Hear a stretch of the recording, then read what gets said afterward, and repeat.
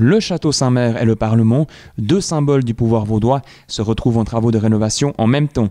Le conseiller d'État Pascal Brolis en a profité pour présenter l'avancée des travaux lors d'une visite des lieux à la presse le 11 février dernier. En quoi une réhabilitation-rénovation d'un château peut améliorer l'activité d'un gouvernement dans un bâtiment historique?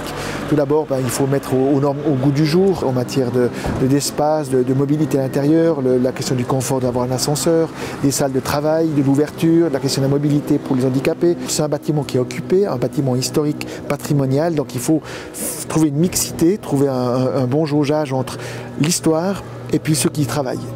Le point fort de cette future opération, ce sera de nouvelles affectations. Dans les parties du sous-sol, une salle de presse, une cafétéria pour le personnel et à l'endroit où on se trouve ici, c'est-à-dire sous la toiture, un espace qui sera une salle de réunion polyvalente pour les besoins du château, voire également pour des besoins extra-château, pour des associations professionnelles ou des personnes qui demanderaient l'usage de cette salle.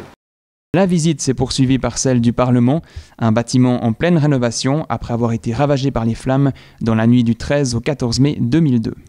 J'ai connu l'ancienne salle du Parlement à l'époque, jeune député, 25 ans, je suis rentré dans Pergaud. Quel souvenir je garde de cette salle.